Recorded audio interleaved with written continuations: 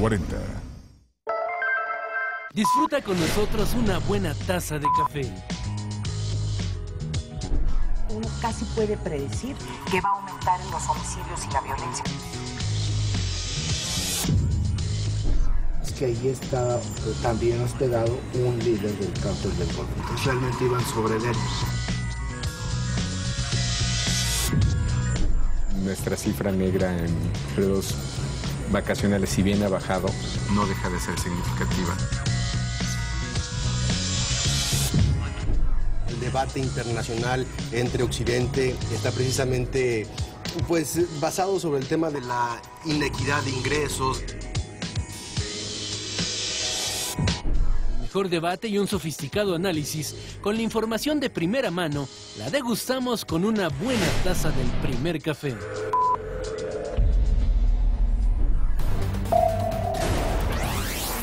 Localizan el cuerpo del sacerdote Gregorio López, quien fue secuestrado el domingo pasado en Ciudad Altamirano, Guerrero.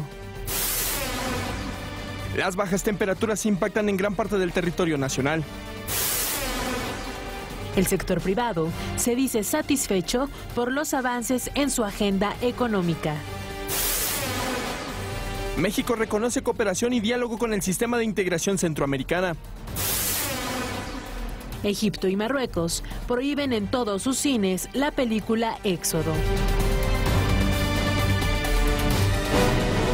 ¿Qué tal? Muy buenos días. Mañanas frías estas de diciembre. Muy buenos días, gracias por acompañarnos. No llueve, afortunadamente. Malca, ¿cómo estás? Muy buenos días. Manuel, ¿cómo estás? Buenos días a todo el mundo. Es un placer estar con ustedes esta mañana. Gracias por acompañarnos. Gracias. Había amanecido lluviosa la mañana del 24, del 25. Ahora ya el clima ha mejorado, por fortuna, pero qué frío se siente. Sí, el tráfico ese sí ayuda, ¿no? En esta temporada. Sí. Sientes, ¿no? Estas horas de la mañana, la verdad es que todavía no nos toca tráfico, pero después... Después empieza un poquito. En esta gran ciudad, la verdad es que siempre encuentras algo de tráfico. Siempre, ¿no? ¿verdad? Y también siempre encontraremos noticias, porque la información no se detiene, ni siquiera parece que estamos en una temporada de vacaciones. Al contrario, está muy activo y las noticias, la información no para. Estamos inmersos ya en el proceso electoral del próximo año. Del otro lado del mundo también están pasando cosas que ya iremos desmenuzando a lo largo de esta mañana. Hay mucha información, pero acá en nuestro país, por desgracia, el tema sigue siendo la inseguridad. Vamos con el PAI informativo de esta mañana, cortesía de Intélite, este PAI que nos trae lo más relevante, lo último, lo más importante, lo que destacan las primeras planas de los diarios nacionales en nuestro país, con el 36%, una mala noticia, una triste noticia. Justo en Navidad asesinan a un sacerdote, asesinan al conocido como Padre Goyo en Tierra Caliente, en Guerrero. Aparece su cuerpo con el tiro de gracia. Un hecho lamentable, condenable, a pesar de que la Iglesia Católica había pedido que le perdonaran la vida, había rogado, implorado a través de redes sociales. Aparece muerto un sacerdote. ¿Y en qué fecha? El 25 de diciembre. Yo creo que ese es un tema que es muy desafortunado, pero también da un mensaje, ¿no? Es un mensaje un poco fuerte, en el sentido que, no, a pesar de estas fechas, pobre sacerdote, en cierta manera, pues da un claro mensaje de quién está controlando un poco la situación o quién quiere controlar la situación. Y eso es un poquito peligroso en este sentido. Sin duda, porque hay una disputa, y particularmente en esa zona, en la región de Tierra Caliente, entre grupos criminales. Lo que uno no alcanza a comprender, y las autoridades con sus investigaciones tendrán necesariamente que irlo explicando, es por qué, si hay una disputa entre bandas del narcotráfico, entre bandas organizadas, de pronto se meten a una iglesia, secuestran, detienen, le levantan a un sacerdote y lo asesinan. Y con un tiro de gracia. Y con un tiro de gracia. Además. El mensaje que se envía, su cuerpo aparece en la carretera de Ciudad Altamirano, Iguala. Es un hecho, por supuesto, condenable, y es un hecho, sin lugar a dudas, sobre el cual las autoridades tendrán que dar una respuesta contundente y clara, porque hemos visto cómo está la Marina, el Ejército, la Policía Federal en Guerrero haciendo las veces de autoridad cuando la Policía Estatal, Municipal ha quedado rebasada. Totalmente. Y ni siquiera eso ha alcanzado. Es que han hecho un ataque sistemático a todas las instituciones. Esta no es una excepción. Se ha atacado al Estado, se ha atacado a la Iglesia, todas esas instituciones que son el sustento de nuestro país, sistemáticamente han sido atacadas, y esta no es la excepción. Y esta no es la excepción, y es un tema delicado porque la Iglesia también dará con toda seguridad un pronunciamiento de altura. Se trata de un sacerdote que además tenía una gran presencia en la zona, era carismático, era conocido por los pobladores, así que no hay un error detrás de esto, tiene todo un mensaje y habrá que ver las investigaciones de las autoridades. Como número 2, hay en el PAI informativo 2 asuntos que tienen que ver ya con la coyuntura electoral. Por un lado, la elección en Iztapalapa, la elección en donde Morena, el Movimiento de Regeneración Nacional, con toda seguridad echará toda la carne al asador porque está apostando Andrés Manuel López Obrador, no solamente el registro de su partido, sino el poder abrirle un boquete al PRD en Iztapalapa. En esta coyuntura en donde el jefe delegacional Jesús Valencia quedó mal parado después de que tuvo un accidente y se fue saliendo a la luz pública que viajaba en una camioneta que no era de él, se contradijo en las investigaciones y en las explicaciones. Y del otro lado, el PRD que no alcanza tampoco a definir si lo va a apoyar o no lo va a apoyar, y enfrente Morena haciendo trabajo todos los días, ¿no? Esa no es una muy buena noticia para el PRD, en el sentido de que el PRD siempre gana con un margen muy pequeño, el cual Morena ciertamente va a acaparar, y Iztapalapa es el lugar justo de todo el torbellino de acción para Morena, ¿no? Entonces, pues hay que tener mucha atención en este tema y ver cómo se va desarrollando. Y Iztapalapa es la joya de la corona en el Distrito Federal de Iztapalapa. Nada más para dimensionar, tiene un presupuesto anual de unos 3.600 millones de pesos. Es la delegación por mucho que más presupuesto público tiene. Eso más, digamos, los recursos federales que se puedan etiquetar, que bajen a los diferentes ramos, a los diferentes programas. Pero además tiene casi 2 millones de habitantes. Durante la pasada elección, votos, ¿no? Más de 500,000 votos, es decir, quien gana Iztapalapa gana el Distrito Federal. Por supuesto. Y Morena apuesta no en balde a que su presencia crezca a través de la joya de la corona perredista. Si cae Iztapalapa, podrían caer otras varias delegaciones. Así que lo que sucede en Iztapalapa será laboratorio de lo que pueda ocurrir en la ciudad. Por supuesto. No nada más en 2015, sino en 2018. Voy de acuerdo contigo. Y también hay otro tema. Es decir, el PRD se vio muy lastimado con todo el tema de Iguala. Y Morena está apostando exactamente a eso, a ese descrédito que tiene, en cierta manera, con un sector de la población. Morena muy estratégicamente ha guardado silencio y se ha dedicado a trabajar, se ha dedicado a recorrer las calles, a tener mucho más contacto con el ciudadano. Justamente cuando estamos viendo a un ciudadano que es preocupante y que está, en cierta manera, desconfiando un poco de los partidos políticos, Morena es cuando entra a hacer su trabajo, ¿no? Que valdrá la pena también que el PRD ahí diga, bueno, sí, nosotros en buena medida respaldamos o apoyamos en su totalidad a José Luis Abarca, había una coalición con el PRD, PT, Movimiento Ciudadano, pero tampoco olvidar que Lázaro Mazón, uno de los personajes claves para entender lo que sucede en Iguala, 2 veces alcalde y que es quien le hereda la posición, la presidencia municipal a José Luis Abarca, pues es ni más ni menos que una de las cartas fuertes de Andrés Manuel López Obrador para la gubernatura de Guerrero. Así que la izquierda de por sí siempre fragmentada, ahora muestra o demuestra un poco más sus fracturas, su división. Por supuesto, tú has hecho un punto muy importante. Yo creo que aquí todos los partidos tienen que hacer los mea culpas y sacar las lecciones aprendidas de todo este proceso. Y una es justamente decir, ok, esto sucedió, ¿cómo hacemos para que no se repita? ¿Y cómo hacemos para acercarnos de nuevo al ciudadano y tomar otra vez la credibilidad que se ha visto un poco mermada?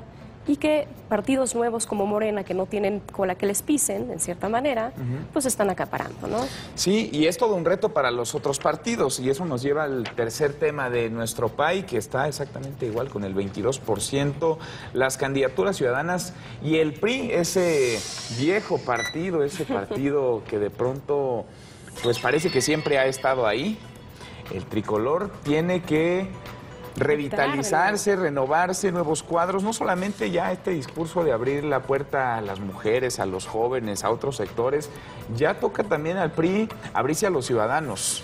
ya no nada más, si lo platicábamos fuera de cámaras, es el tema de la cuota de género, este 50% para hombres y mujeres de las candidaturas, que tiene todo un análisis que hacerse, pero ahora el PRI se ve en la necesidad, ante la falta de legitimidad de buena parte, no del PRI, de la clase política en del general, sistema en general, de abrirle la puerta a los ciudadanos, a lo que no huela político, a lo que no huela a partido, ¿no? Claro, yo creo que aquí hay dos lecciones aprendidas. La primera es, justamente, todo lo que hemos estado viendo hace que los partidos tengan más dificultad en encontrar candidatos. Es decir, ahora van a tener que supervisar mucho más qué tipo de candidatos van a postular. Tienen que ver su background, tienen que ver su trayectoria política, ¿no? Ya no a es ver, cualquiera. ¿tú qué opinas de estos exámenes de control y confianza que se están proponiendo? ¿Quién va a ser, digamos, la autoridad? Porque el INE, este nuevo instituto que nace después de que le dan el tiro de gracia al Instituto Federal Electoral, el INE tendría que ser, como si no tuviera suficientes cosas por hacer. Muchísimo que hacer. Tendría que ser esta autoridad que aplique los exámenes de control y confianza. ¿Y cómo hacer que esos exámenes no se conviertan en una herramienta, en un arma política para vetar candidatos no solamente incómodos, sino candidatos incluso ganadores que puedan ser una herramienta de manejo electoral y político? Yo creo que el INE tiene una tarea muy amplia ya y tiene mucho sobre su plato y debería de concentrarse en las cosas que son muy importantes, ¿no? Los exámenes de confianza son una buena herramienta, pero hay muchos casos que han pasado con 10 los exámenes de control y confianza y eso no quiere decir mucho. Ciertamente tienes que poner todos estos mecanismos establecidos, porque sí ayudan, ¿no? Pero no son factores determinantes. Ahora, si vamos a escoger una autoridad que sea neutra e imparcial, cualquiera que sea, entonces tiene que ser apolítica, en cierta manera, que simplemente que vea la trayectoria de estos candidatos. Ahora, ya están teniendo una dificultad en llenar los puestos, muchos de los partidos políticos. Sobre todo, la cuota de género está siendo un tema que incide en todos los partidos. ¿Qué están haciendo con esto? Están abriendo, como tú lo dices, las candidaturas a simpatizantes del partido. Gente que ha militado en el partido por mucho tiempo y eso le va a inyectar sangre nueva a la política, o eso al menos aspiran. O eso tendría que pasar. Aspiran. César Camacho Quirós le da una entrevista interesante al Financiero y resalta en ella que quienes no tengan su credencial, quienes no militen en el PRI, podrían aspirar a una candidatura. No estoy seguro si van a poder aspirar a candidaturas ganadoras, no estoy seguro si les van a abrir la puerta también de las plurinominales que sí entren, o si va a ser un asunto de pues taparle el ojo al macho, de poner ahí candidatos, de decir nosotros postulamos al 20% de nuestras candidaturas, son ciudadanos sin partido, pero ¿en qué posiciones, con qué viabilidad de triunfo pueden estar llegando esos candidatos ciudadanos?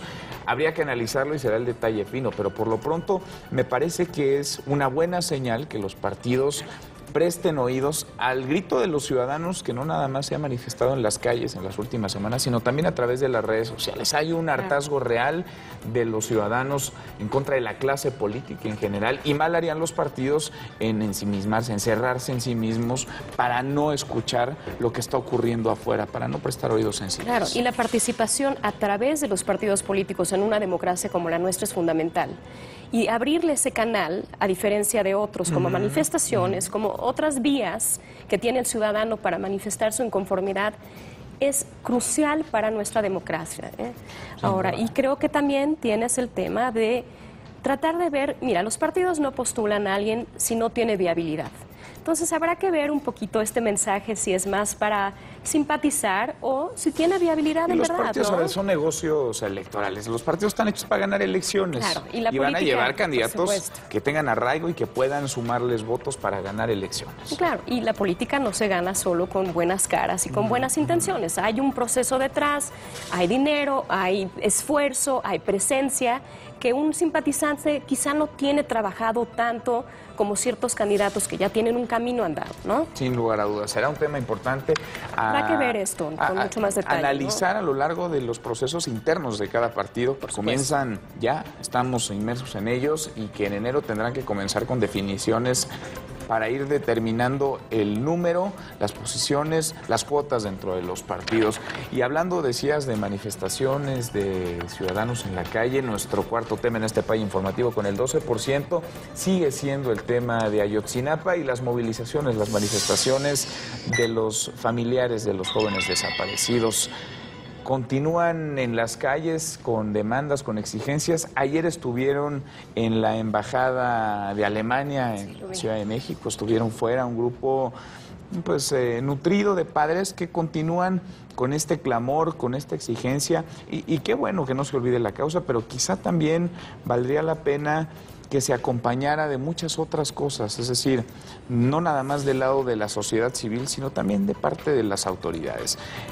Si se pretende que este tema, no que se olvide, pero sí que podamos evolucionar y que podamos replantear todo el escenario a raíz de esta tragedia, es necesario que la clase política, que las autoridades, que los diferentes niveles de gobierno escuchen a los padres de familia y comiencen a plantear una agenda que de verdad transforme lo que ha vivido no nada más México, sino diría yo, los diferentes municipios en donde se ha desdibujado la autoridad y en donde el crimen organizado ha logrado penetrar, y de qué manera. Claro, yo creo que nuestras instituciones están un poco débiles y justamente lo que tenemos que sacar de toda esta situación son, otra vez, regresamos a las lecciones aprendidas, ¿no?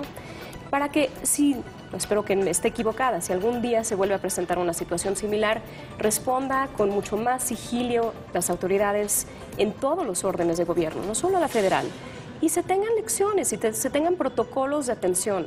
Creo que aquí faltó mucho el tema de comunicación, y es un tema que se tendrá que trabajar mucho más adelante, y si esta lección nos tiene que dar algo, es fijar protocolos, cómo reaccionar, qué hacer.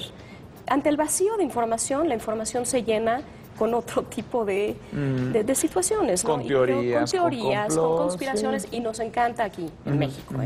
Entonces yo creo que algo tenemos que ver, es decir, tiene que haber empatía hacia los familiares. Eso es claro, también ha faltado un poco. Se les tiene yendo de un lado al otro, ya han recurrido a las embajadas porque le están apostando justamente a la información de los medios extranjeros para ejercer un poco más de presión, y este es un tema que como que todos quieren meterlo abajo del tapete, ¿no? Entonces, más que eso, está bien, vamos a dejarlo fluir el tema, pero lecciones aprendidas, y que no tengamos que recurrir a los medios internacionales para tener justamente el foco en un tema que nos puede dar mucho más aprendizaje.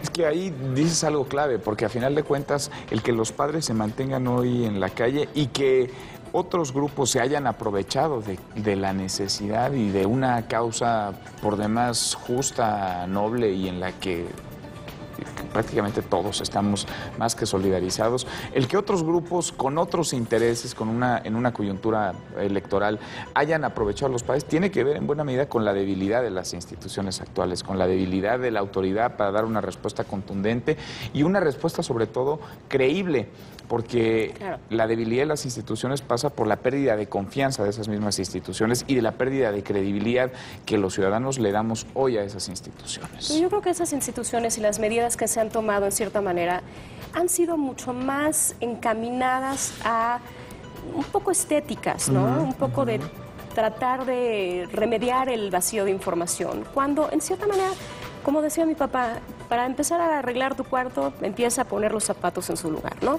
Creo que tiene que haber medidas un poco más puntuales, que no retomen estos grandes temas que ya estaban en la mesa y que simplemente fueron un poco reempaquetados con los 10 puntos para mejorar el Estado de Derecho, por ejemplo, ¿no?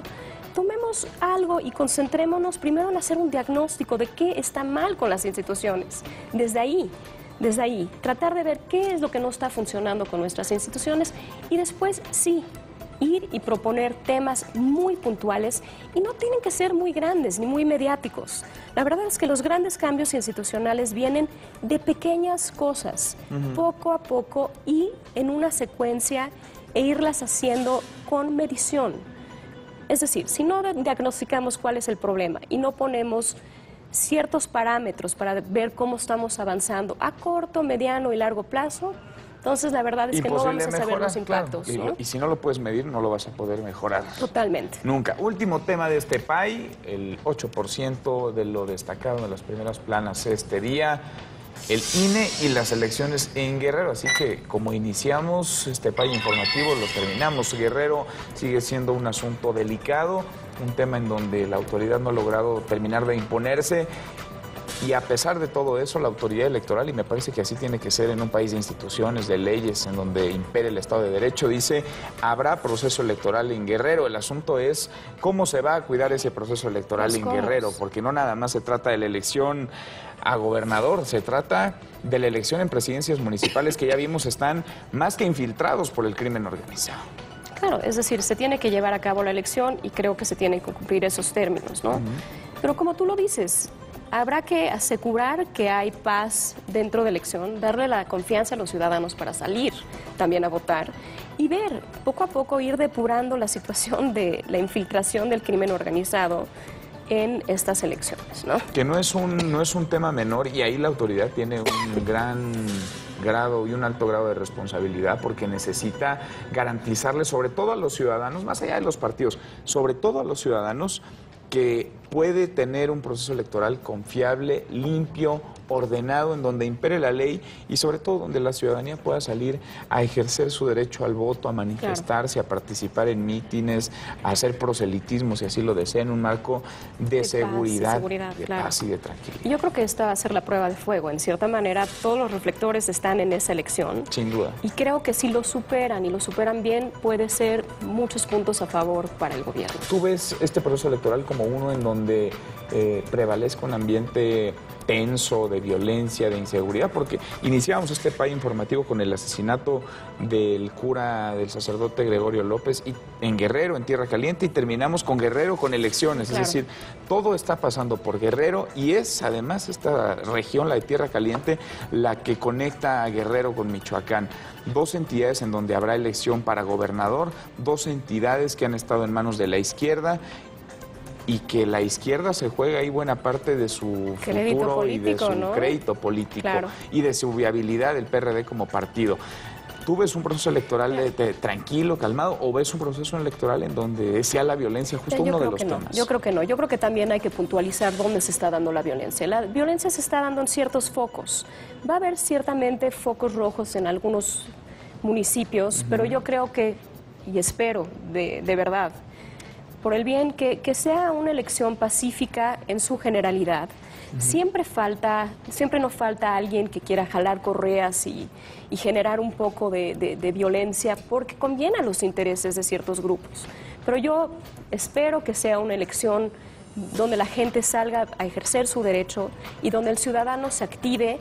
Y no solo eso, permanezca activado por el bien de Guerrero. Es decir, que no solo vea esta oportunidad para meterse en la política y después caer en una apatía, sino que sea un ciudadano activo. Creo que muchos de los problemas que estamos viendo, ciertamente hay una debilidad institucional, pero la otra parte es que tenemos una sociedad civil no muy movida, lo cual no ayuda a generar pesos y contrapesos, ¿no? Y la participación ciudadana tiene que ser fundamental, es decir, claro, para no dejarle toda esa responsabilidad, para no dejarle todo lo público a la clase política y a los partidos. Es demasiado riesgoso dejárselo cuando los ciudadanos se apartan, se alejan. Al contrario, una ciudadanía participativa, involucrada en lo público, puede traer beneficios y soluciones. Y dos temas más que no están reflejados en el PAI informativo, pero que sin lugar a dudas son importantes porque tienen que ver con dos personajes, digamos, de dos latitudes muy distintas y con discursos, con lo dicho ayer en el marco de la Navidad. Por un lado, el presidente Enrique Peña Nieto, que hace un llamado a construir, a apostar por la vía institucional, por la vía democrática, y llama a reconstruir nuestro país y hacerlo en un ambiente de paz, de tranquilidad. Es momento, dice, de construir para no destruir. Tiene razón, es decir, la democracia es una cosa, tú ves está pasando un fenómeno muy interesante en el mundo, que yo creo que los mismos mecanismos de la democracia están siendo utilizados para destruir la democracia. Entonces, su mensaje fue muy pertinente. ¿Por qué no tratamos de concentrarnos en lo que sí está funcionando? Hay datos económicos que son alentadores, tal vez no tan alentadores como lo creíamos, pero hay cosas que siguen funcionando. Y fue un discurso, yo creo que alentador, y para tratar justamente de motivar al ciudadano a enfocarse no hacia lo negativo. Sí, hay muchos problemas, no hay dudas sobre ellos, pero también hay muchas cosas que están funcionando en México. Sí. Y creo que tenemos que concentrarnos en ellas. Un llamado en torno a la unidad, que por supuesto este discurso tendrá que venir acompañado de acciones y sobre todo más allá de percepción, de realidad para los ciudadanos, ¿no? Si los indicadores económicos nos dicen que el peso estará fuerte el próximo año, que tendremos una economía mucho más robusta, sólida, que empezaremos a ver los primeros grandes beneficios de las reformas, eso tendrá que acompañarse de más dinero en el bolsillo de los mexicanos, de un ambiente de mayor paz y tranquilidad. Es decir, el discurso es muy bueno para tratar de generar un ambiente de unidad, de construcción, para aglutinar a todos los mexicanos en torno a un proyecto de nación, en torno a nuestro país, a México. Pero además tienen que venir las acciones claras y contundentes desde el gobierno y en los diferentes niveles de gobierno para que esto se acompañe y sea, digamos, congruente, ¿no? El discurso con la práctica. Fíjate que eso es lo que tú dices, es muy importante. No solo la democracia para muchas personas parece tan etérea si no se manifiesta en el bolsillo de las personas y en oportunidades y en empleos y en diferentes cosas, ¿no? Eso tiene que repercutir. Ahora, la otra cara de la moneda es que las reformas a veces les ponemos mucha fe y creemos que inmediatamente van a tener efectos. ¿Sí? Es decir, lo tenemos que ver como una receta de cocina, como una receta del pastel. No porque los partidos y todos se hayan puesto de acuerdo sobre qué ingredientes poner en el pastel, ya tienes un pastel. Ni quiere decir que te va a salir bueno. Es decir, tenemos que ir esperando, tenemos que tener fe sobre todo, tenemos que trabajar día a día en lograr desde todos los sectores, el sector privado, el gobierno, las organizaciones civiles, para que esto se cuaje. Y creo que ese es un tema muy importante y para eso necesitas confianza. Y para eso necesitas un presidente que salga y diga, señores, solo por hoy vamos a abordar este tema, vamos a ir poco a poco pues resolviendo a la marcha, y sí parece haber una visión a futuro y una proyección a futuro que se tiene que ir manifestando. Sin lugar a dudas. Y ya que hablamos nada más de discurso, de confianza, de mea culpas y de darle giro a instituciones, el Papa Francisco ha sido uno de los grandes personajes de este año. Y el Papa Francisco también da un discurso ayer en el que reconoce fallas dentro de la Iglesia Católica, un poco plantea los retos por delante, no nada más habla de los conflictos bélicos en el mundo, también habla del ébola y de lo que la Iglesia Católica deberá enfrentar para ganar justo esta confianza que a lo largo de años y de decisiones erráticas y de casos polémicos ha ido perdiendo. Pero vaya, parece que justo lo que decías, diagnosticar primero los problemas para poder atacarlos, es una línea de un papa que además tiene carisma y de un papa que ha logrado conectar no solamente con la Iglesia Católica o con los fieles de la Iglesia Católica, sino con otras muchas partes de la ciudadanía, de la sociedad mundial, y que tuvo que ver y puso su granito de arena en el tema de Cuba, de la resolución de un conflicto histórico o del inicio de la resolución de un conflicto histórico entre los Estados Unidos y Cuba. Claro, yo creo que está trayendo un aire fresco a la Iglesia cuando para muchos se había vuelto un poco, no sé, quizá obsoleta.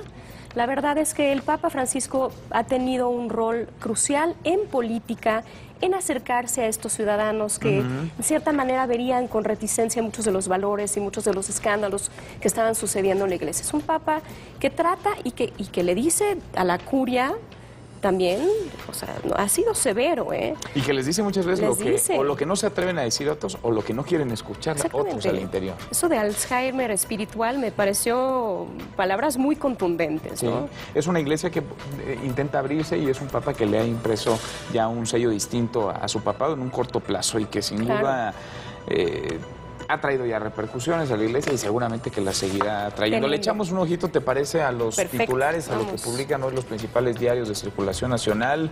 Excelsior destaca, desapariciones pegan a menores, 35% de extravíos es entre 0 y los 19 años, un asunto que nos recuerda otra vez y nos trae a la memoria el tema de las desapariciones en Iguala y nos deja en claro que no se trata de casos aislados, hay miles de desaparecidos y son datos oficiales, son datos de la Secretaría de Gobernación. También hay un tema muy importante de trata de personas. Tú sabes que México desafortunadamente ocupa dentro de los primeros lugares en trata de personas y creo que eso es algo que tenemos que poner un poquito más de atención. Existen las leyes, esas leyes al parecer no han sido muy efectivas en frenar este problema, ¿no? Sin lugar a dudas, no lo han sido. Y otro tema importante que ya se va decantando para el próximo año tiene que ver con el asunto económico. Excelsior también lo destaca a través de lo que señala Citigroup, que avisora una mejora económica para nuestro país y que se refuerza con la primera plana del Financiero, en donde inversionistas ven peso fuerte hacia el 2015 después de esta caída estrepitosa en la paridad peso-dólar. Parece ser que se estabiliza un poco y tendría que fortalecerse el peso el próximo año. Claro, bueno, los datos económicos apuntan a que no... A veces me llama la atención tanto. Creo que la prensa internacional resalta que nuestra economía es mucho más robusta de lo que a veces creemos. Siempre mis amigos extranjeros y la gente en la academia hace notar que los mexicanos estamos muy demoralizados en cuanto a nuestra economía, pero no es así. Los datos, curiosamente, en muchos periódicos salen datos bastante alentadores que hacen atemperar un poquito este argumento de que estamos mal. Sí, ahora, ¿no? Sin duda, y como decíamos, tenía que acompañarse, digamos, esos datos macroeconómicos de la realidad del día a día, ¿no? De millones de mexicanos, de que tengan más, de que no solamente que tengan más dinero en el bolsillo, sino de que ese dinero que tienen les alcance para comprar más, porque hemos visto los datos del precio del barril de petróleo, del dólar por las nubes, alcanzando niveles por encima de los 15 pesos por dólar. Y de pronto sí, hacia afuera, México es una economía pujante, México es una economía que ha sacado adelante reformas estructurales que tendrían que modificar el tema económico, que tendría que traer beneficio no nada más a las empresas y a los inversionistas, sino también a los trabajos mejores pagados y a la sociedad civil en general. Es decir, hay un gran reto ahí de comunicación y hay un gran reto también de fortalecer a la economía nacional al interior, no solamente en términos de mensaje hacia afuera. Yo creo que vimos una curva muy interesante con respecto a la confianza que se le tiene al peso. En enero, y con las reformas estructurales que fueron pasadas, el peso estaba alto. Después, debido a ciertos conflictos que tuvimos, bajó un poco la credibilidad del peso y lo vemos un poco debido a los precios del petróleo y toda esta distorsión que está creando en el mercado. Y ahorita otra vez están retomando la confianza con el peso y esperan que la economía americana está bien, y eso tal vez va a contribuir a que el peso se estabilice y que el peso siga fuerte. Sin duda, y tendrá que seguir así. Ahora, en otras latitudes, el país de España, por ejemplo, señala asuntos que hemos platicado aquí a lo largo de los días y que tiene que ver con una polémica en torno a una película del otro lado del mundo. En Corea del Norte no les hizo mucha gracia, pero ya en 300 cines en Estados Unidos se ha estrenado esta película que hace pues una burla, una sátira a lo que se vive en Corea del Norte, no muy alejada de la realidad. La verdad es que Corea del Norte, vaya, la oposición no existe, los medios libres tampoco, la ciudadanía ni siquiera puede organizarse, ni manifestarse, ni exigir, ni demandar. Así que incomodó en Corea del Norte, pero con todo y las amenazas que los grupos terroristas y estos ciberataques que se han intercambiado de un lado a otro, ahora ya se estrenó en 300 salas esta película, esta sátira. Creo que hay dos temas interesantes que vale la pena resaltar. Uno es lo que está diciendo de la libertad de expresión y sobre todo la aplicación extraterritorial de censuras. Y que Obama ciertamente retomó ese tema para decir, señores, esto tiene que ser un precedente para no dejarnos amagar y no dejar que cualquier país tiránico repercuta en nuestra valoración de la libertad, ¿no? Y el otro tema interesante es cómo se está empezando a librar las batallas en otro frente. La tecnología ha hecho que cada vez nos alejemos más del combate cuerpo a cuerpo y tengamos batallas cibernéticas. Ahora, este es un tema, la verdad, muy nuevo. ¿Y por qué? Porque no hay leyes que ciertamente rijan este tipo de batalla. Son enemigos ilusos, son enemigos que no los ves, no tienes a ciencia cierta quién es el enemigo ni cómo va a atacar. Y tus respuestas son también no muy efectivas en este panorama, ¿no? Entonces, estamos viendo una nueva forma de batalla y creo que es un tema que tiene que traerse a la mesa en Estados Unidos y otros países. Pues, los estados, de hecho, no están reconociendo que tienen un arsenal cibernético. Sí, ¿no? Entonces es un tema que, si bien se ha discutido Yo me recuerdo hace 20 años, y no hagas cuentas por favor de mi edad, no vale la pena ser así. Yo creo que hace 20 años había empezado a hablar del tema y dejó de tener atención. Ahora sí entramos en una fase distinta de conflictos, de manera de enfrentar a rivales, incluso de guerra. Estamos hablando de un tema cibernético en donde se daña el servidor de un país, se daña el servidor de un banco, se daña los servidores de las grandes transnacionales de empresas, y eso nos trae a cuento que también hay una evolución en la manera en la cual se desarrollan los conflictos bélicos. Ya no es el cuerpo a cuerpo, ni son siquiera los ataques a distancia con bombas o incluso ataques bacteriológicos. Ahora estamos hablando... drones, ¿no? Vemos drones y vemos cosas nuevas que no lo estábamos Ahora viendo. Llegan hasta la puerta de la computadora del ciudadano. Exactamente, y crean un gran problema, porque imagínate si tú atacas simplemente el sistema de luz y el sistema de celulares, inhabilitas a un país muy fuertemente. Lo paralizas prácticamente, y no quisiera dejar de lado la portada de New York Times, que además es prácticamente ya una tradición, una costumbre en varios medios en Estados Unidos, en las vísperas y post-Navidad, los soldados, ¿no?, del otro lado del mundo, en este caso en Afganistán, pues celebrando la Nochebuena, celebrando la Navidad, celebrando estas fiestas, pero en medio inmersos en un conflicto bélico. Ahí está la fotografía que publica The New York Times este día, una selfie que se toman ahí los soldados en uno de los tantos puestos todavía destacados en Afganistán, en una tregua navideña. Así que son épocas de paz y tranquilidad que no necesariamente se reflejan en lo que vive el mundo. Claro, definitivamente. Los conflictos bélicos continúan. Vamos a ir a una pausa, ¿te parece? Y regresamos, que hay mucho más que platicar en este primer capítulo.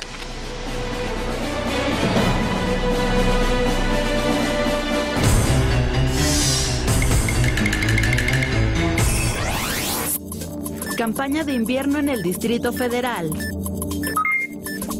Se realiza del 1 de noviembre al 28 de febrero. Atiende a personas en situación de calle o que viven en zonas de alta marginalidad. El dato útil para comentar en el café.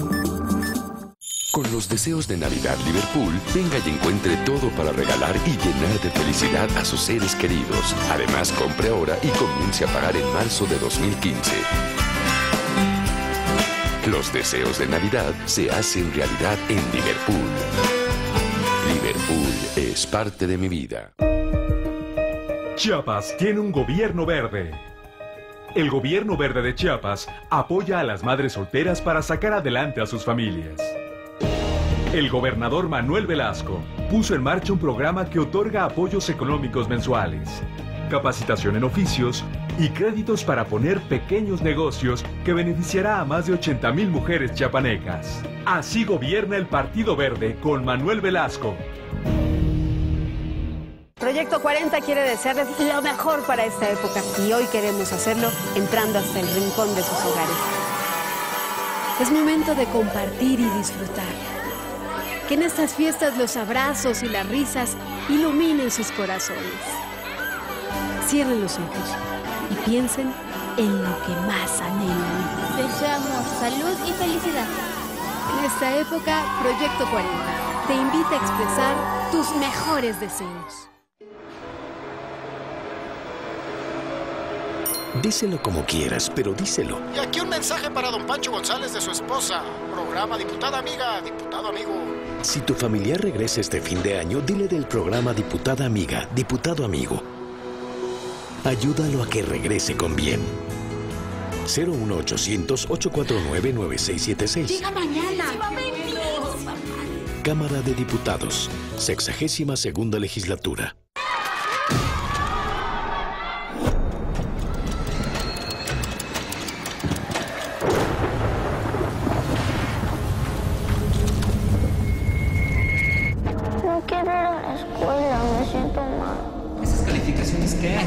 Date cuenta, el acoso escolar se nota en tus hijos. Obsérvalos, escúchalos, platica con ellos. La respuesta está en ti, no te quedes callado. Yo no le entro. Secretaría de Educación Pública. Gobierno de la República.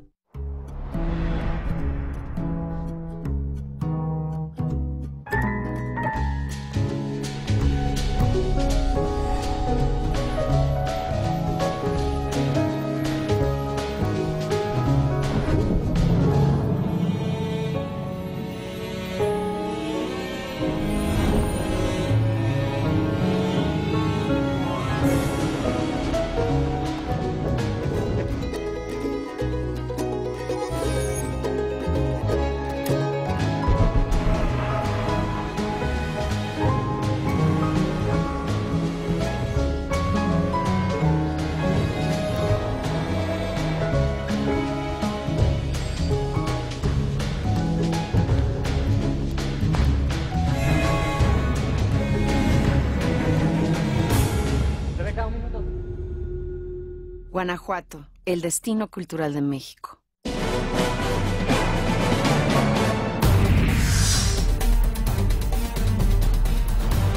El presidente del Consejo Coordinador Empresarial, Gerardo Gutiérrez Candiani, reconoció que la mayoría de los mexicanos culminan 2014 con preocupación sobre la situación nacional. Sin embargo, el sector privado se encuentra satisfecho de sus logros y advierte que el reto para 2015 es la implementación de las reformas estructurales y el fortalecimiento institucional. México es un país en transición democrática y con equilibrio macroeconómico. El reto es consolidar la democracia, el Estado de Derecho y las condiciones necesarias para que la estabilidad dé paso al crecimiento sostenible. Recordó que en este año el sector privado colocó en la agenda gubernamental y legislativa más del 52% de sus líneas estratégicas. Gutiérrez Candiani mencionó que para 2015 los empresarios potencializarán las reformas para generar los niveles de empleo, inversión y crecimiento que el país necesita, a fin de que esto se traduzca en mejores condiciones de vida para todos. Dijo que insistirán en sus propuestas fiscales y adelantó que seguirán con la dinámica manufacturera y exportadora. En lo que toca al fortalecimiento institucional, recordó que los planteamientos giran en torno al Estado de Derecho, democracia, seguridad, justicia, combate a la corrupción e impunidad. El dirigente adelantó para enero de 2015 la presentación del Código de Ética Empresarial, que incluye las mejores prácticas empresariales y que está orientado a que las empresas se autorregulen. Regresamos con nuestros analistas a la mesa de El Primer Café. Bueno, el optimismo, los empresarios, la economía, son temas que han estado presentes durante este año y que seguramente tendrán que estar a lo largo del que sigue, porque no nada más es el qué se necesita, muchas de esas cosas ya se han hecho, falta explicar cómo se va a lograr y sobre todo cómo se va a materializar en la economía, en el bolsillo de los mexicanos, estas grandes reformas a las que la clase política, me parece que erróneamente, les apostó todo. Porque si no funcionan en el corto plazo, ¿qué explicación le podrán dar a los ciudadanos? Claro, ese es un muy buen punto. Yo creo que sabemos perfectamente los cómo, los qués de lo que se tiene que hacer. Impunidad, corrupción, diferentes debilidades institucionales que tenemos. Ahora faltan los cómo y falta definir cuál es la estrategia del sector privado para abordar estos temas. Es decir, esto no es un tema de, como dicen los americanos, un trickle-down effect de simplemente el gobierno. Esto tiene que ser de todos los sectores que detonen mejores condiciones del país. Es decir, la implementación de muchas de estas grandes reformas estructurales van a venir del sector privado. Entonces, el sector privado también tiene que ser robusto para poder implementar muchas de estas reformas. Y también tiene su tramo de responsabilidad, porque tienen que caminar en carriles separados, pero son paralelos, se tienen que acompañar necesariamente las decisiones de la clase política, de la clase empresarial, porque en buena medida estas reformas son una larga, no diría que petición, una larga batalla, una larga lucha del sector empresarial por abrir la economía de nuestro país a mejor y a mayor inversión, no nada más nacional, sino extranjera. Oiga, le invitamos a que participe con nosotros, a que a través de Twitter envíe sus comentarios. Mi dirección, M. López San Martín. ¿La tuya? Y la mía es Novi-M. Oye, ya por acá están diciendo que soy muy optimista. Eres muy optimista. Ay, es que es el espíritu navideño, señores. Si no lo tengo en estos días, entonces ¿cuándo lo voy a tener? El espíritu navideño. Oye, y del otro lado del mundo, en Egipto, en Marruecos, han vigilado con lupa el contenido de las películas de corte religioso y que prohíben ya aquellas que consideran están atentando contra la moral pública, contra la doctrina islámica, todo un tema.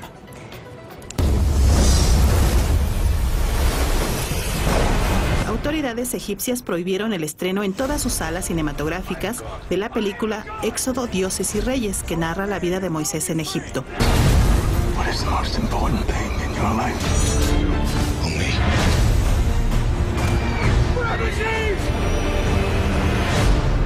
El jefe de la censura, Abdel Sattar Fatih, explicó que una comisión determinó que el filme obedece a información distorsionada de escenas religiosas e históricas. En Marruecos, la superproducción bíblica también fue retirada de la programación de varias salas de cine, sin que se dieran a conocer los motivos de la cancelación. En la tradición musulmana, y aunque no aparece señalado en el Corán, no se permite la representación icónica de Dios, Mahoma o de los profetas.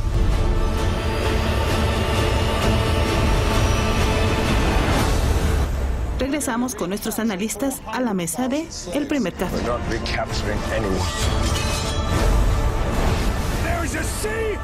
Todo un tema, este tipo de películas. Ya hablábamos de la prohibición e incluso de lo que generó en Corea del Norte una sátira en contra de su gobierno y de su régimen. Ahora, en otra latitud, en Egipto, se está prohibiendo porque lo consideran ofensivo, falto de verdad, ataque a la moral pública. ¿Tú ya viste esta película? Yo ya la vi. Y la verdad es que tengo una lectura, es decir, yo tengo otra lectura. Esto no es nada nuevo, era de esperarse. Y no ha sido la primera vez donde se hace una censura. Cualquier tema que toque de una forma temas bíblicos y temas un poco controversiales, en donde el Corán tiene una versión, la Biblia tiene otra, siempre han sido en cierta manera censurados. Por ejemplo, la película de Noé, en algún momento también fue censurada. Y también hay un tema siempre en la política egipcia que se perfila, que es todo lo relativo a historia del pueblo judío, historia de Israel. Siempre es un tema que es visto y analizado con mucho sigilio y no tiene que asombrarnos que haya una censura. Ahora, también hay otro tema que vale la pena ponerlo en contexto. Este es un régimen militar, es un régimen de Abdel Fattah al-Sisi, que es el presidente actual de Egipto. Es un presidente que poco a poco ha ido restringiendo las libertades, sobre todo la libertad de expresión. Entonces, no debe de asombrarnos. Marruecos es otro país donde hay mucha, es decir, no hay mucha libertad de expresión ni mucha libertad de lo que ve el pueblo. Ahora, que Egipto viene además de conflictos, de cambios en la cabeza, digamos, del gobierno, en persecuciones, en muertes, en manifestaciones, digamos. Totalmente. Ese es el contexto. Lo que está tratando de obtener el gobierno por el lado de la censura, de la acotación de las libertades, es el control de la sociedad. El cual lo tiene. Es muy interesante lo que está pasando en Egipto. Con la caída de Hosni Mubarak hace 4 años, empieza todo este conflicto que, como tú bien has dicho, tiene un poco harta a la población. Entonces, en pro de apaciguar un poco las cosas, se han dejado las libertades de expresión un poquito de lado. Y también yo lo veo y le doy la lectura de un guiño a la población que simpatiza mucho con la hermandad del Islam, ¿no? The Brotherhood of Islam, como lo llaman, que es el grupo que, como lo podemos recordar, este golpe de Estado que puso a los militares en el poder, quitó también a Mohamed Morsi, que tenía mucha penetración en la población. A mí me llama mucho la atención justamente esto, ¿no? Está tratando de hacer una conciliación. Yo no creo que esto tenga un gran impacto poblacional y se van a desgarrar las vestiduras. Pero sí es una forma de decir, a ver, esta masa popular que simpatiza mucho con una versión un poco más profunda del Islam, pues bueno, ahí es un guiño de tratar de complacer a toda esta masa, ¿no? Sí, es que parece que vivimos en realidades distintas en un mismo planeta, ¿no? Totalmente. En tiempos y en épocas completamente distintas, en situaciones que nos podrían parecer sorprendentes de este lado, allá, pues se dan con toda normalidad. Sí, y creo que ha habido una tendencia en Egipto. Yo me recuerdo hace 20 años, cuando estuve en Egipto, que era una nación mucho Otra menos... vez no voy a sacar cuentas. Por favor. Fuiste ahí ya en el kinder. Sí, yo ya me estoy poniendo ahora sí de pechito, como dicen, ¿no? Es muy interesante lo que ha sucedido en Egipto. Se ha ido islamizando poco a poco y parte ha sido por el trabajo justamente de la hermandad del Islam, que ha ido penetrando poco a poco en la sociedad. ¿Ves el contraste con por ejemplo, no se usaban hijabs? Hijabs son estos mantos que se usan en la cabeza. Y ahora tú regresas a Egipto y casi toda la juventud las tiene puestos, ¿no? Y creo que eso habla mucho de lo que está sucediendo en Egipto y habla mucho de...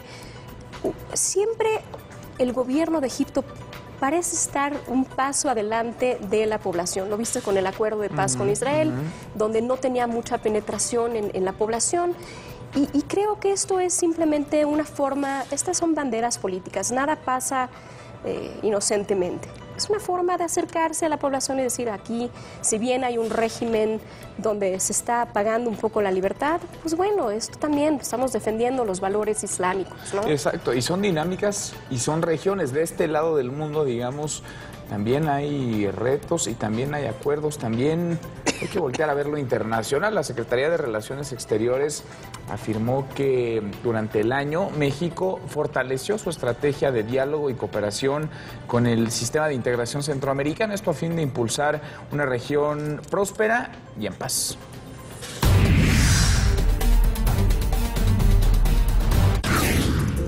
A lo largo de este 2014, México fortaleció la cooperación y el diálogo con el Sistema de Integración Centroamericana, también conocido como SICA.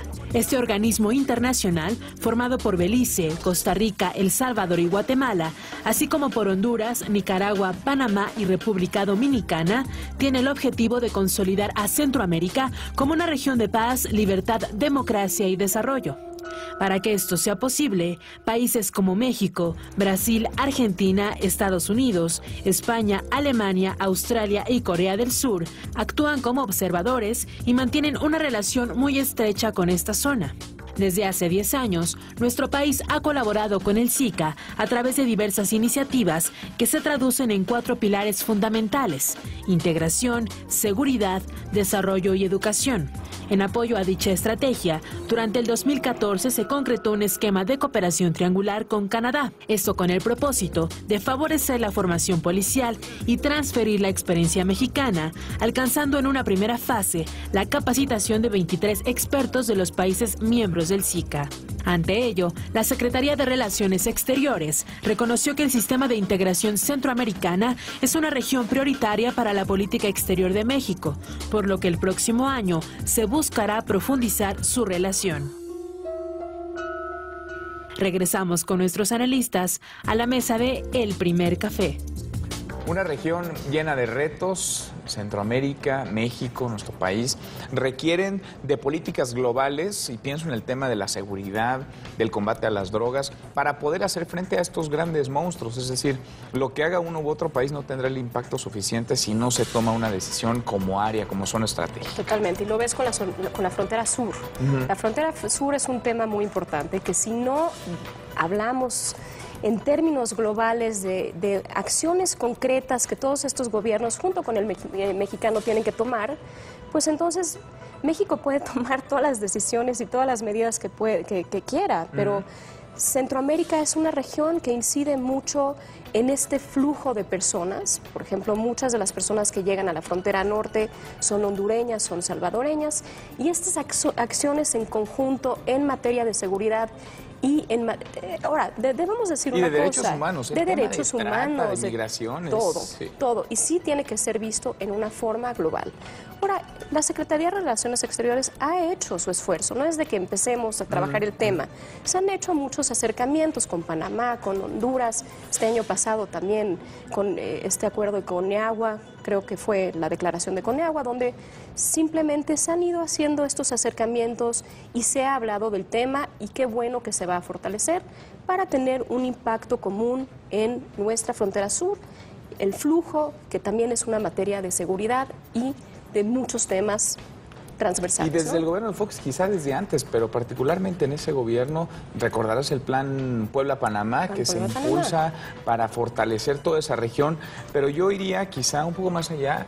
México tiene una responsabilidad como país líder en la región, es decir, no es parejo ahí. México tiene que encabezar con su liderazgo, con su fortaleza, con su tamaño, con su economía, estos esfuerzos, porque México, pues, no quiero decir que es el papa de todos los demás países, pero sí es el más grandote y sí tiene la responsabilidad de encabezar esos esfuerzos y de marcar la pauta.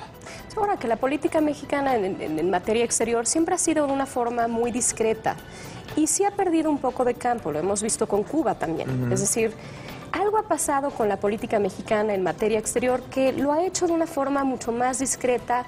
El rol que tenía México como una parte determinante en todas estas negociaciones, algo ha pasado que se ha ido mermando. Entonces, yo creo que sí hay que retomar, hay que ver este problema con mucho más profundidad y sí hay que tomar el rol más proactivo de México, ¿no? Como liderar estas iniciativas. Sin duda, y a mí me gusta que el gobierno federal ha volteado a ver más, comparado con lo que se hizo durante el sexenio anterior, el de Felipe Calderón, a la región sur. Hay que voltear a ver a Sudamérica, Centroamérica. ¿Vamos a una pausa? ¿Te parece? Seguro. Vamos a un corte, regresamos, hay mucho más en este primer café.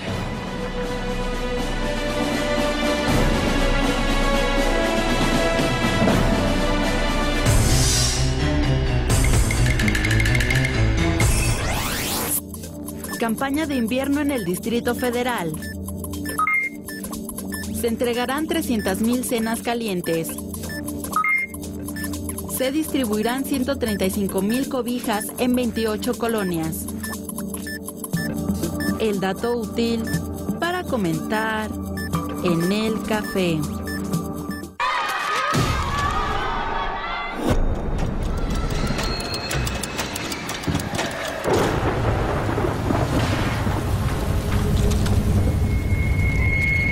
No quiero ir a la escuela, me siento mal. ¿Esas calificaciones qué? Date cuenta, el acoso escolar se nota en tus hijos. Obsérvalos, escúchalos, platica con ellos. La respuesta está en ti, no te quedes callado. Yo no le entro. Secretaría de Educación Pública. Gobierno de la República. Proyecto 40 quiere desearles lo mejor para esta época y hoy queremos hacerlo entrando hasta el rincón de sus hogares. Es momento de compartir y disfrutar. Que en estas fiestas los abrazos y las risas iluminen sus corazones. Cierren los ojos y piensen en lo que más anhelan. Deseo amor, salud y felicidad. En esta época, Proyecto 40 te invita a expresar tus mejores deseos. En 1997, el programa Progresa otorgaba apoyos para la alimentación, salud y educación de los mexicanos más pobres. En 2002 cambió a Oportunidades. Hoy, el gobierno de la República cumplió y Oportunidades se transforma en Prospera, con el que tendrás, además de lo que ya recibes, crédito barato, proyectos productivos, fuentes de empleo y becas para que tus hijos estudien una carrera. Con Prospera tienes más oportunidades. Mover a México. Gobierno de la República. La fiera y la fiera. Ya le ganó al Querétaro, ya está. Ahí viene la fiera. David, ya vamos al aire. ¿Ya la entrada? Sí, al aire. Ah, sale, vamos. No te distraigas, David. No, para nada. 3, 2, al aire. La selección nacional tiene que tener a alguien que le cuestione. Ronaldinho no es aquel astro que... Con Luis Fernando y con Yayo tampoco se cumplieron los objetivos. Al aire o fuera de él, nuestra pasión es la misma. En Marcaje Personal. Lunes, 22:30 horas. Proyecto 40. Ganar durante firma y gana es fácil. Te lo va a decir una ganadora, después de que el panda cuente hasta 3. Ahora sí. Yo firmé y gané con Banamex. Firma y gana tu compra o tu deuda cancelada con tus tarjetas Banamex. Con los deseos de Navidad Liverpool, venga y encuentre todo para regalar y llenar de felicidad a sus seres queridos. Además, compre ahora y comience a pagar en marzo de 2015. Los deseos de Navidad se hacen realidad en Liverpool. Liverpool es parte de mi vida.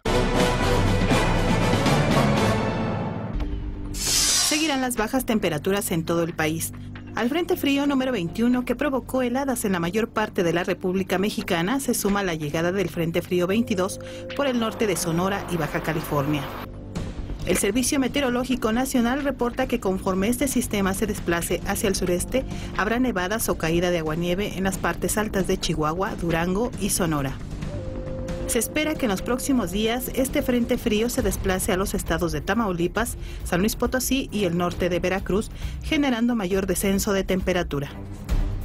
En el Valle de México se prevén temperaturas bajas por la mañana y la noche, con mínimas de 8 a 10 grados y máximas de 18 a 20 grados con bajo potencial de lluvias. La temporada de frentes fríos no va ni a la mitad, pues concluye en mayo de 2015. Restan todavía 53. Regresamos con nuestros analistas a la mesa de El Primer Café. Oye, sí, bajas temperaturas en buena parte del mundo. Mira, del tú eres país. el optimista, ya Sí. viste, altas temperaturas. Bajas temperaturas. Pero acá en la ciudad también tenemos lo nuestro, ¿no? También en la zona de la Jusco, la primera plana de La Razón lo ilustra muy bien. Pues familias enteras ahí jugando los niños con la nieve. La Jusco que solo es nota o por el tema Sí, de los claro. delitos y los secuestros o ahora porque Qué cayó bueno nieve. que es la nieve, ¿no? Mejor. Dentro de este optimismo navideño, qué bueno que es la nieve. Se ¿no? siente frito y los volcanes qué bonitos se ven y el Ajusco qué bonito se ve, digamos, enmarcan la época en la Ciudad de México. Claro, totalmente. Y creo que los otros estados sí están pasando por un frito más intenso, ¿no? Sí, ahí sí las medidas y las precauciones tendrán que extremarse por parte de las autoridades.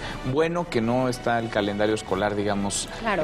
activo, es decir, estamos en periodo vacacional, pero hay que cuidarse, hay que hacer caso a las recomendaciones de las autoridades y, por supuesto, pues más vale prevenir. No, y más vale abrigarse en extremo pues que sí, dejarlo y aquí ahí, no lo tienes que decir. Aquí con cualquier frito ya estamos con bufanda y sombrero y abrigo. Y... sacamos todos nuestros trapos navideños y de frío.